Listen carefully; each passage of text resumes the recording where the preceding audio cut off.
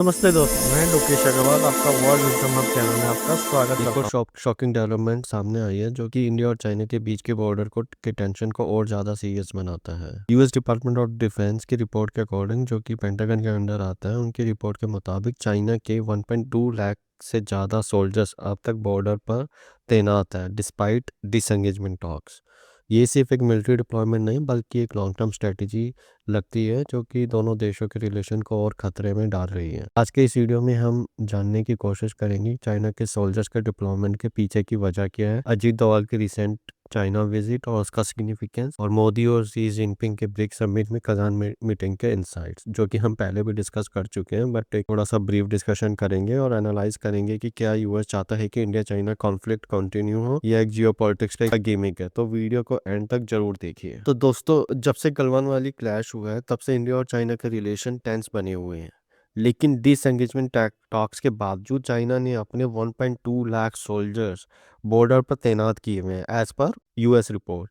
ये सोल्जर सिर्फ तैनात नहीं है बल्कि उनके साथ साथ हाईटेक इक्विपमेंट, ड्रोन्स और मिसाइल सिस्टम भी डिप्लॉय किए हुए हैं। चाइना का वेस्टर्न थिएटर कमांड, उन्होंने उनके काफ़ी थिएटर कमांड है, जैसे कि अब जो इंडिया का जो बॉर्डर बनता है वो चाइना के लिए वेस्ट हुआ, तो इसीलिए वो वेस्टर्न थिएटर कमांड उन्हें कहते हैं। उनका जो फोकस है, वेस्टर्न थिएटर कमांड का जो फोकस है, वो हाई एल्टीट्यूड वारफेयर और तिब्बत और जियांग रीजन्स में इंफ्रास्ट्रक्चर को अपग्रेड करना। उनमें उन्होंने नए रोड्स पहले बना चुके हैं, रेलवे और एयरफील्ड्स बनाए हुए हैं जहाँ पे उन्होंने अपने 5th जनरेशन फाइटर तैनात किए हुए हैं, और उनके ट्रूप्स की मोबिलिटी और सप्लाई चेन को काफ़ी एनहेंस किया उन्होंने किया। यह डिप्लॉयमेंट सिर्फ एक मिलिट्री प्रेजेंस नहीं बल्कि एक स्ट्रेटेजी है जो कि इंडिया को कंटिन्यूस प्रेशर में रखने की उनकी एक टैक्टिक है। अगर हम अजीत डोवाल की रिसेंट चाइना विजिट देखें तो अभी उन्होंने डोवाल साहब अभी चाइना में विजिट किए थे और उन्होंने वहाँ के चाइना के सीनियर ऑफिशियल के साथ एक क्रूशल मीटिंग भी करी है, जिसमें उन्होंने बॉर्डर टेंशन और डिसएंगेजमेंट को लेकर अपना स्ट्रॉन्ग स्टैंस भी रखा है। साथ ही साथ उन्होंने मानसरोवर यात्रा के बारे में भी उन्होंने बात करी थी,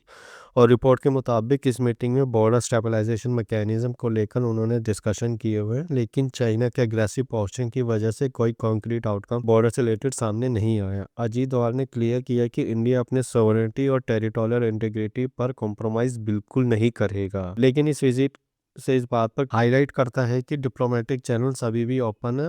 वो तो जब से मोदी और शी जिनपिंग की विजिट हुई थी तब से ही ओपन हो गए थे, और एक पॉजिटिव साइन भी है सबके लिए। जो पीएम मोदी और चाइनीज शी जिनपिंग जब उनकी एक इम्पोर्टेंट मीटिंग हुई थी, आपको याद होगा, कजान में ब्रिक्स सम्मेलन में, तो रशिया में ब्रिक्स समिट के दौरान इनकी मीटिंग हुई थी। इस मीटिंग में भी मोदी जी ने क्लियर किया कि एलएसी पर पीस और ट्रैंक्विलिटी होना ज़रूरी है।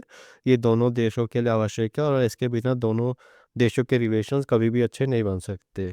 शी जिनपिंग ने भी बॉर्डर टेंशन को रिजॉल्व करने के लिए डायलॉग्स को कंटिन्यू रखने की बात कही, लेकिन ग्राउंड रियलिटी ये है कि चाइना अभी भी अपने गुलामी स्लाइसिंग स्ट्रेटजी पर काम कर रहा है जिसमें वो एलएसी पर ग्रेजुअली अपने क्लेम्स को स्ट्रेंथन करता जा रहा है। अगर हम पर ये यूएस ने ये रिपोर्ट, क्वेश्चन ये उठता है कि यूएस ने ये रिपोर्ट इस टाइम पर क्यों निकाली है? क्या यूएस चाहता है कि इंडिया चाइना कॉन्फ्लिक्ट कंटिन्यू हो रहे हैं? तो दोस्तों, एक और इम्पोर्टेंट एंगल है जो कि हमें समझने की जरूरत है। क्या US genuinely India China conflict को रिजोल्व भी कराना चाहता है या एक सिर्फ जियोपॉलिटिकल गेम ही है? ये जो यूएस का इंडो पैसिफिक स्ट्रेटेजी काफी क्लियर है, वो चाइना के अग्रेशन को काउंटर करना चाहता है, और वो उसके लिए सबसे बेहतर उसके पास सिर्फ इंडिया ही उसको दिखता है। इंडिया को वैसे तो अपनी अलाई की तरह दिखता है, लेकिन कुछ एक्सपर्ट्स का ये कहना है कि यूएस चाहता है कि इंडिया और चाइना के बीच टेंशन बरकरार रहे ताकि वो चाइना को एक और फ्रंट पर बिजी रख सके। इसका फायदा उसको यूएस को इंडो पैसिफिक रीजन में मिलता है, जहां वो क्वाड जैसे अलायंसेस के जरिए अपने स्ट्रेटेजिक इंटरेस्ट को सेफगार्ड करता रहेगा। लेकिन अगर इंडिया और चाइना के रिलेशन और ज्यादा डिटेरियोरेट होते हैं तो इसका खमियाजा पूरे रीजन को उठाना पड़ेगा।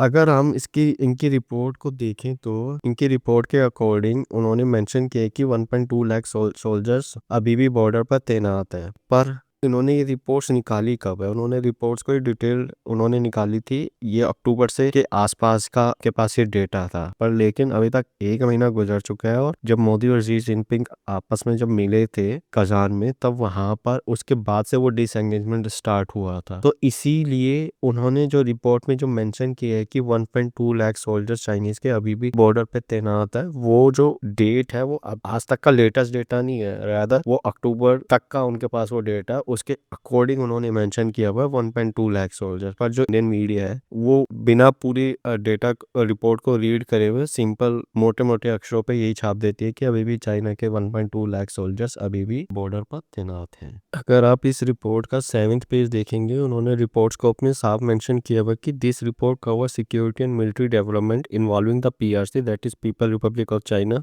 Through early 2024। सो जो रिपोर्ट जो ये कवर कर रही है वो अर्ली 2024 को, तो इसीलिए अभी तक का जो लेटेस्ट डेटा है वो इस रिपोर्ट में मेंशन नहीं है। तो हमें ये नहीं मानना चाहिए कि जो डिसएंगेजमेंट है वो प्रॉपरली नहीं हुई है और अभी भी सोल्जर्स तैनात है। हो सकता है अभी होंगे तैनात, पर सैटेलाइट इमेजेस जब डिसएंगेजमेंट हुई थी अगर हम वो भी देखें तो उसमें देखा जा सकता था कि पहले के उनके जो टेंट्स जो थे बॉर्डर पे चाइना की साइड पे और इंडिया की साइड पे, अब वो जो चाइना की साइड पे थे जो टेंट स्ट्रक्चर जो बने हुए थे वो हट चुके हैं। अब सवाल ये उठता है कि आगे क्या होगा। तो इंडिया को अपने बॉर्डर इंफ्रास्ट्रक्चर और मिलिट्री मॉडर्नाइजेशन को और ज्यादा स्ट्रेंथन करना चाहिए। वहीं पे चाइना जो है अपने अग्रेसिव टैक्टिक्स के जरिए प्रेशर बनाता रहेगा, लेकिन इंडिया का स्ट्रॉन्ग स्टैंड के सामने वो इजीली बैक डाउन नहीं करेगा। और यूएस का रोल एक बैलेंसिंग एक्ट होना चाहिए, लेकिन उसके इंटेंशंस को लेके हमेशा ही सस्पिशन रहेगा। आपका क्या मानना है दोस्तों? क्या इंडिया और चाइना के रिलेशन कभी नॉर्मल हो पाएंगे और क्या यूएस के इंटरफेरेंस इस प्रॉब्लम को और बढ़ा रहा है? क्या इंडिया को चाइना पे विश्वास करना चाहिए, जैसे इंडिया और चाइना, जैसे चाइना पहले कहते थे कि इंडिया हिंदी चीनी भाई भाई, और पर उसने पीठ पे छुरा खोप के 1965 पे इंडिया पे अटैक किया था, और जब इंडिया तैयार नहीं था और अटैक करके उसने काफी सारा बॉर्डर एरिया इंडिया का कब्जा लिया था। तो क्या इंडिया को फिर से चाइना पे विश्वास करना चाहिए या नहीं करना चाहिए? कमेंट्स में अपनी राय जरूर बताइए। तो दोस्तों ये एक कॉम्प्लेक्स जियोपॉलिटिकल चेस बोर्ड है जिसमें